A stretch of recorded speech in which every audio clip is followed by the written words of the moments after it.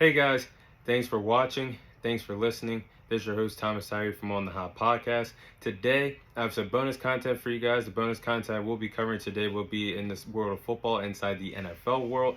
And today, I'll be sharing my biggest takeaways from week one of the NFL season. Now, week one is not officially over yet tonight for Monday Night Football. There is still one more game to be played between the Buffalo Bills and the New York Jets. So I'll be covering every other game that's just transpired from Thursday night all the way till Sunday night of the NFL Week 1. So these are my biggest takes of NFL Week 1 so far.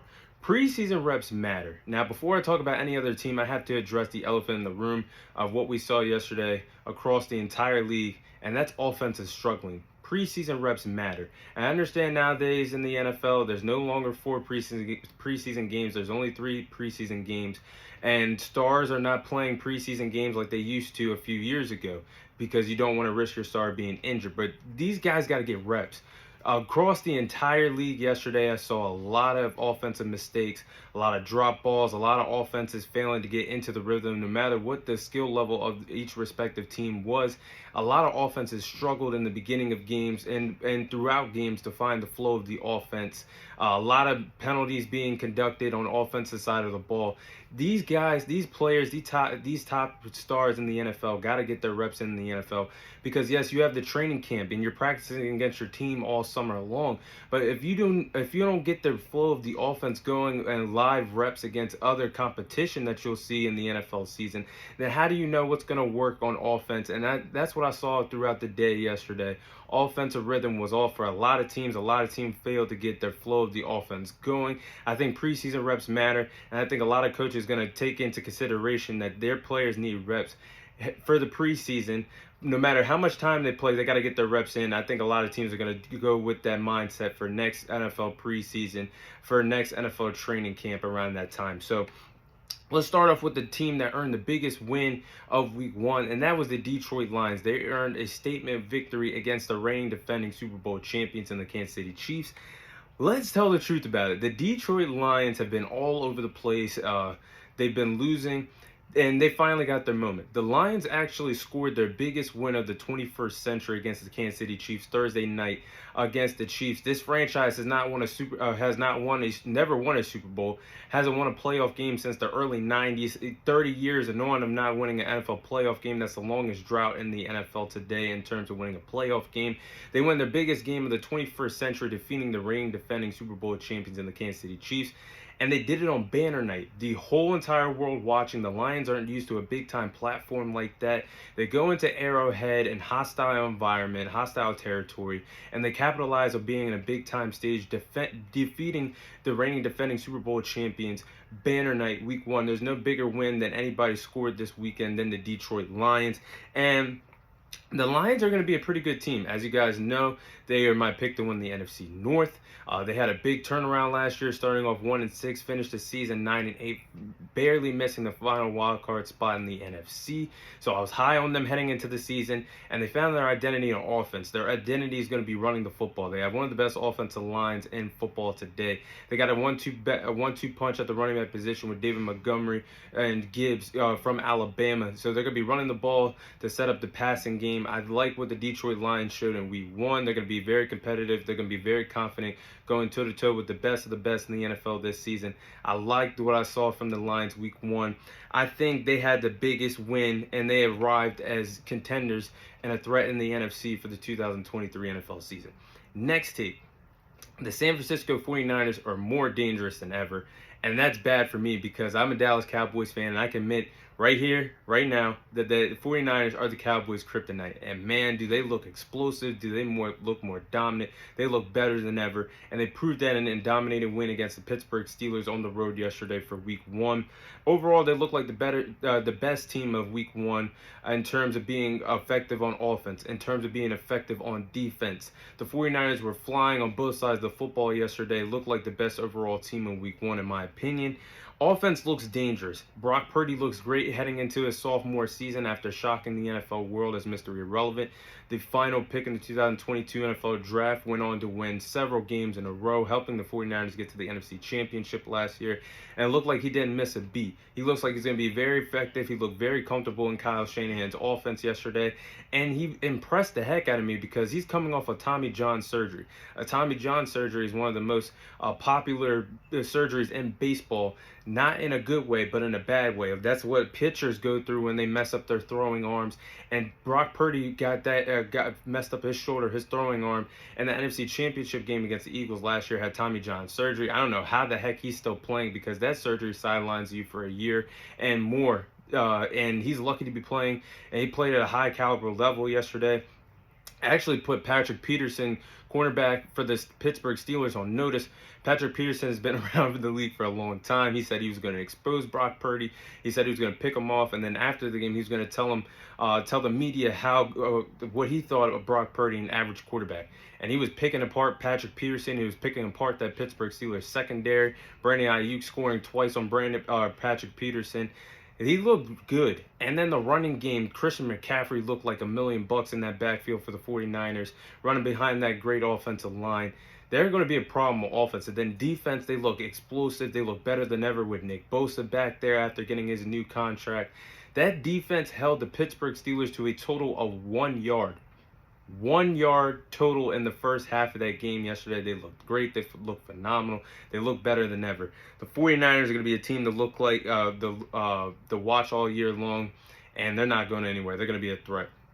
Next take, the Cleveland Browns dominating and dismantling the Bengals offense. Now, yesterday, the Browns defense played electrifying from start to finish of that game. The defense held the Bengals to a total of 3 points yesterday. A Cincinnati Bengals offense that has Joe Burrow, one of the best quarterbacks in the league. They have Joe Mixon at the running back position. They have Jamar Chase and Tyler Higbee. Tyler Higbee. T. Higgins at the wide receiver position. And they only held them to 3 total points yesterday. And Joe Burrow, in my opinion, I believe he's the second best quarterback in the league. They held Joe Burrow to 14 of 31 passing, 82 passing yards, with a QBR of 20.4, sacking him twice in that ball game. If that's not a statement win, I don't know what it is. If that's not a statement to how true and good you're going to be on the defensive side of the ball, I don't know what is. You just stopped one of the best offenses in the league. You made one of the best quarterbacks in the National Football League look very average after he signed the biggest contract in NFL history 3 days prior before that game. Man, that's a statement victory. I'm high on the Browns now, and I'm looking forward to see how they can capitalize off that big win against the Bengals. Next take, Justin Herbert fails to beat Tua Tagovailoa in a shootout game between the Chargers and the Dolphins yesterday. So these two players, these two respective quarterbacks, Tua Tagovailoa and Justin Herbert, will always be linked together in their respective NFL careers until both are no longer playing. Because in the 2020 NFL Draft, the Dolphins had the 5th overall pick. The Chargers picked right behind them with the 6th overall pick. A lot of people thought the Dolphins were going to select Justin Herbert, who was coming from Oregon, but they went ahead and drafted Tua Tagovailoa from Alabama, a former national champion at the collegiate level. And then next, the Chargers went ahead and got Justin Herbert. So they're going to be linked together, picked back-to-back from each other. Tua going over Justin Herbert. They're always going to be linked together. And the series between each other thus far in their respective NFL careers, Tua Tagovailoa has gotten the best of Justin Herbert, and he's up 2-1 in that series as we speak today. So I am holding Justin Herbert accountable very highly this year because he gets a lot of praise. And I'm a big Justin Herbert fan, but he gets a lot of praise for being one of the best quarterbacks in the National Football League. But his resume doesn't tell me how he's one of the best in the National Football League today. He's under 500 in terms of win and loss column, has more losses than wins. I don't understand how you can be a top 10 quarterback with that. And he has yet to get some good quality wins under his resume. Yes, he has a couple of victories over Patrick Mahomes, but what else have you done? What other quality victories have you had in your NFL career thus far to be considered one of the best in the National Football League? And I'm holding him to a high standard, and I held him to a high standard yesterday because watching the game, between the Dolphins and the Chargers. It came all the way down to the wire. The Chargers had a chance to go ahead and have a game-winning drive, and Justin Herbert failed to capitalize on that opportunity. And his final drive against the Dolphins yesterday, he had an intentional grounding call, which an intentional grounding, you lose a down, and you lose 10 to 15 yards after the penalty is conducted. Then you get sacked twice, and an opportunity, you're losing more yardage, not getting rid of the ball fast enough, or keeping a play alive longer than what it should be. You have an intentional grounding call, you get sacked twice, and a potential, and all in the same drive, with the chance to go ahead and have a game-winning drive. That's unacceptable for somebody that gets so much high praise. Somebody that just blew a 27-0 lead in the wild card round to the Trevor Lawrence and the Jacksonville Jaguars last season. I'm holding Justin Herbert to a high standard because, again, I'm going to repeat what I just said. A quarterback that has an intentional grounding call, sacked not once but twice, all in the same drive. If that is Dak Prescott, if Dak Prescott does that with a chance to win the game, all of social media, fans all over the world, all over social media platforms are going to clown Dak Prescott for that. They're going to make memes out of Dak Prescott for that. They're going to claim that Dak Prescott is a choker. Why isn't Justin Herbert being held to the same standards? And I think that's unfair. I think Justin Herbert has to be talked about way more because he has had opportunities to have clutch moments, and he has yet to capitalize on them. So that's my take. Tua Tagovailoa outdueled him yesterday, helping the Dolphins win that game. I will also say that he hasn't lost a beat. Obviously, injury has been a factor in his NFL career thus far, but we're heading into a serious conversation that Tua Tagovailoa and Tyreek Hill are one of the best quarterback wide receiver duos in the National Football League today. But that's my take on Justin Herbert and the Chargers losing to the Dolphins. Finally, my boys, the Dallas Cowboys, looked as good as advertised, having a shutout victory against the New York Giants, winning that game 40-0. That is actually the largest Week 1 shutout victory margin since the 1999 season in NFL Week 1 history. So, big win for the Dallas Cowboys, doing that against a divisional rival in the New York Giants, doing that on the road in New York on Sunday Night Football. If that's not a statement victory, I don't know what is. And I was a happy fan last night because we were firing all cylinders of the ball, all three phases of the ball. We were scoring on offense, we were scoring on defense, we were scoring on special teams. And everybody contributed to that win Sunday night against the New York Giants. And the defense is the chef's kiss of what Dan Quinn is doing to that defense. Definitely one of the best defenses in the National Football League this year.